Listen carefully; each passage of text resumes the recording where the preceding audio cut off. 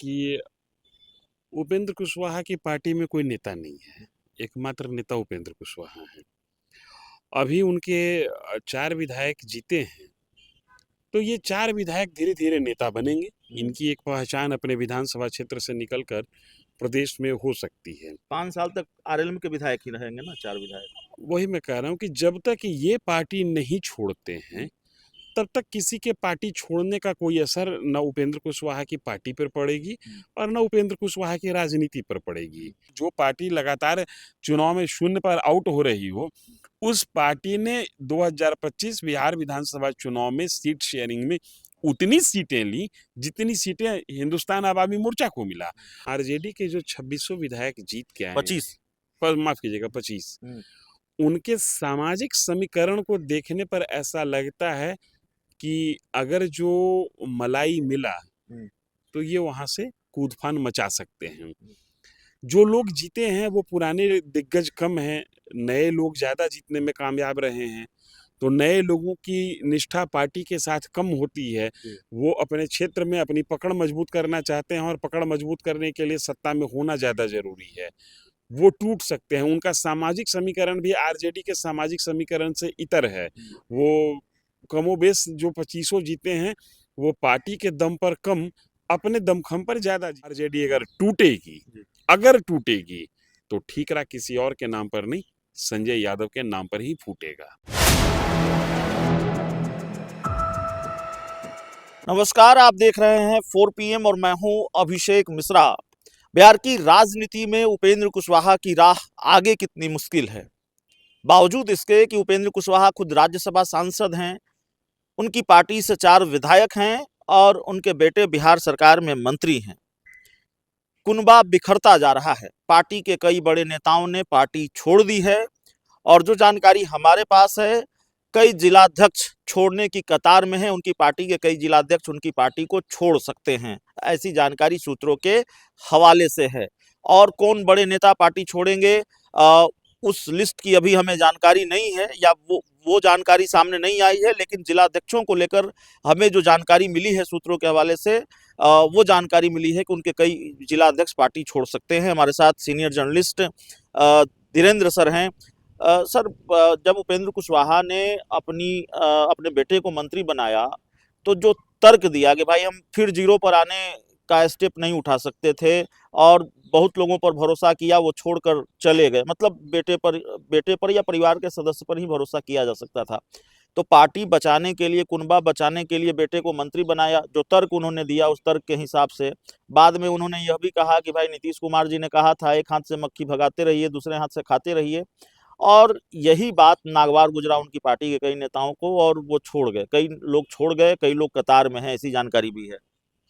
देखिए, है क्या कि उपेंद्र कुशवाहा की पार्टी में कोई नेता नहीं है। एकमात्र नेता उपेंद्र कुशवाहा हैं। अभी उनके 4 विधायक जीते हैं, तो ये 4 विधायक धीरे-धीरे नेता बनेंगे। इनकी एक पहचान अपने विधानसभा क्षेत्र से निकलकर प्रदेश में हो सकती है। 5 साल तक आरएलएम के विधायक ही रहेंगे ना, 4 विधायक। वही मैं कह रहा हूँ कि जब तक ये पार्टी नहीं छोड़ते हैं, तब तक किसी के पार्टी छोड़ने का कोई असर न उपेंद्र कुशवाहा की पार्टी पर पड़ेगी और न उपेंद्र कुशवाहा की राजनीति पर पड़ेगी। हाँ, समय के पहले का मतलब कि अगले विधानसभा चुनाव में नहीं, आने वाले 4-6 महीने में अगर जो इनकी पार्टी के अन्य विधायक जो इनकी पत्नी को छोड़कर, चूंकि पत्नी इनको छोड़ेगी नहीं, वो अगर जो दल छोड़ जाते हैं, तब होगा कि हाँ, उपेंद्र कुशवाहा की पार्टी वास्तव में टूट रही है। लेकिन बिहार की राजनीति में जिस हिसाब का मैंडेट मिला है, किसी के भी छोटे दल के किसी भी विधायक के पार्टी छोड़ने पकड़ने का कोई मतलब नहीं बनता है जब तक नीतीश कुमार बीजेपी को न छोड़ दे। क्योंकि ये जो 4 विधायक हैं, मान लीजिए 4 के चारों छोड़ देते हैं, तो कहाँ जाएंगे? विपक्ष में जाएंगे। तो अभी तो सत्ता के साथ हैं, तो कुछ काम करा लेंगे, अपने क्षेत्र में कुछ भूमिका रख लेंगे, जो दिखेगा, जो जनता के सामने ये कह सकेंगे कि भाई हमने काम कराया है। अभी वो सत्ताधारी दल के विधायक हैं, उनकी बात शासन प्रशासन सुनेगी। विपक्ष में जाने के बाद उनको क्या मिलेगा? कुछ नहीं मिलेगा। हाँ, एक कंडीशन राजनीति में ऐसा आ जाए कि नीतीश कुमार बीजेपी से अलग हो जाएं, आरजेडी प्रत्यक्ष या अप्रत्यक्ष समर्थन देने के लिए तैयार हो जाए, चिराग पासवान की पार्टी प्रत्यक्ष अप्रत्यक्ष समर्थन देने के लिए तैयार हो जाए, मतलब रेस्ट बीजेपी सब एक हो जाएं, तब किसी के छोड़ने का कोई मतलब बनता है। ऐसे संगठन के किसी व्यक्ति के छोड़ देने का कोई मतलब नहीं है, क्योंकि उनकी कोई बहुत बड़ी पहचान भी नहीं। जो उस पार्टी की पहचान जो भी है वो उपेंद्र कुशवाहा के नाम पर है, और उपेंद्र कुशवाहा एक मामले में तो बाजीगर माने ही जाएंगे ना। जो पार्टी लगातार चुनाव में शून्य पर आउट हो रही हो, उस पार्टी ने 2025 बिहार विधानसभा चुनाव में सीट शेयरिंग में उतनी सीटें ली जितनी सीटें हिंदुस्तान आवामी मोर्चा को मिला। और 2020 के विधानसभा चुनाव को याद कीजिएगा तो उसमें हिंदुस्तान आवामी मोर्चा से वो ज्यादा सीट लिए थे। वो जीते भले ना, लेकिन सीट लेने में कामयाब रहते हैं। इस बार जीतने में भी कामयाब हुए हैं। तो कुल मिला के मुझे लगता है कि अब उपेंद्र कुशवाहा की जो राजनीति है वो सही ट्रैक पर आ रही है। आज की तारीख में जो इनको छोड़ेंगे वो गलत स्टेप लेंगे। अभी तो मौका था ना कि उपेंद्र कुशवाहा सरकार में हो गए, सरकार के हिस्सा हो गए, अब सरकार के साथ मिलकर कुछ जन कल्याण का कार्य करा ले, नेता अपना इमेज बनाए, विधायक अपना इमेज बनाए। अब ऐसे मौके पर जो छोड़ जाएगा पार्टी को, वो तो मेरे हिसाब से बहुत समझदारी वाली। दो बात कर रहे हैं कि उपेंद्र कुशवाहा के विधायक छोड़ेंगे तब उपेंद्र कुशवाहा के लिए झटका माना जाएगा, और दूसरी बात आप ये कह रहे हैं कि धारा के विपरीत कोई विधायक अभी नहीं चलना चाहेगा और सत्ता के साथ ही रहना चाहेगा, इसलिए उपेंद्र कुशवाहा के लिए ये झटका नहीं है।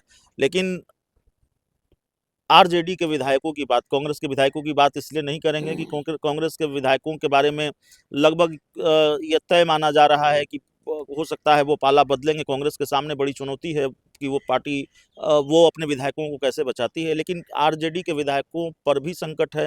हालांकि संख्या बड़ी है, 25 की संख्या में आरजेडी के विधायक हैं, लेकिन क्या वो पाला बदल सकते हैं, उन पर संकट है। असली पॉलिटिकल गॉसिप यही है कि आने वाले दिनों में आरजेडी टूट सकती है। पाला बदलेंगे नहीं बदलेंगे ये उनके ऊपर है, लेकिन आरजेडी के जो विधायक टूटेगी तो इसका भी ठीकरा संजय यादव के सर फूटेगा। मैं बता रहा हूँ, आरजेडी के जो 2600 विधायक जीत के आए, 25 पर माफ कीजिएगा 25, उनके सामाजिक समीकरण को देखने पर ऐसा लगता है कि अगर जो मलाई मिला तो ये वहां से कूदफान मचा सकते हैं। जो लोग जीते हैं वो पुराने दिग्गज कम हैं, नए लोग ज्यादा जीतने में कामयाब रहे हैं। तो नए लोगों की निष्ठा पार्टी के साथ कम होती है। वो अपने क्षेत्र में अपनी पकड़ मजबूत करना चाहते हैं, और पकड़ मजबूत करने के लिए सत्ता में होना ज्यादा जरूरी है। वो टूट सकते हैं। उनका सामाजिक समीकरण भी आरजेडी के सामाजिक समीकरण से इतर है। वो कमोबेश जो 25 जीते हैं वो पार्टी के दम पर कम, अपने दमखम पर ज्यादा जीते हैं। अपने संघर्ष से ज्यादा वो निकल कर आए हैं। और इधर जेडीयू ने भी कैबिनेट में अपनी संख्या कम रखी है। तो ये एक संभावना बन सकती है कि उधर से कुछ लोग टूट कर आए और उनके नेता को जदयू कैबिनेट का हिस्सा बनाए, और जदयू की संख्या जो 86 पर 85 पर आकर रुक गई है, वो संख्या 90, 95, 100 के आसपास पहुंच जाए। जदयू इस पर काम कर सकती है, और निश्चित तौर पर आरजेडी अगर टूटेगी तो ठीकरा किसी और के नाम पर नहीं, संजय यादव के नाम पर ही फूटेगा। आखिरी सवाल है कि 202 की संख्या है एनडीए के पास, वैसी कोई ज़रूरत नहीं है दूसरे पार्टियों के विधायकों की। ऐसे में ये एक्सरसाइज क्यों? अगर ये एक्सरसाइज होना है या ये एक्सरसाइज शुरू हो चुका है विधायकों को तोड़ने के लिए, तो इसकी क्या ज़रूरत है कि क्यों इस तरह की ज़रूरत है जेडीयू बीजेपी को, एनडीए को, कि वो दूसरी पार्टियों के विधायकों को तोड़े? शक्ति में इजाफा होना कोई गलत बात नहीं है। हर व्यक्ति, हर पार्टी की चाहत होती है कि वो अपनी ताकत बढ़ाए। दूसरी बात है, एक चाहत ये भी होती है कि विपक्ष को 0 पर आउट कर दिया जाए। विपक्ष कोई रहेगा नहीं तो अगला चुनाव आसान होगा। तीसरी बात ये है कि बीजेपी और जेडीयू दोनों इतनी ताकत के साथ हैं कि थोड़ी ताकत उनको और मिल गया तो सत्ता का समीकरण वो अपने बूते गढ़ने में कामयाब हो सकते हैं। तो ये 3 महत्वपूर्ण फैक्टर हैं जिस आधार पे मैं कह रहा हूं कि आरजेडी को तोड़ने का प्रयास हो सकता है। और आरजेडी इस समय इतना कमजोर है कि साधारण प्रयास और साधारण झटका में पार्टी टूट सकती है। तो देखिए हमारे साथ धीरेन्द्र सर थे। इस पूरी रिपोर्ट में इतना ही। बहुत बहुत धन्यवाद।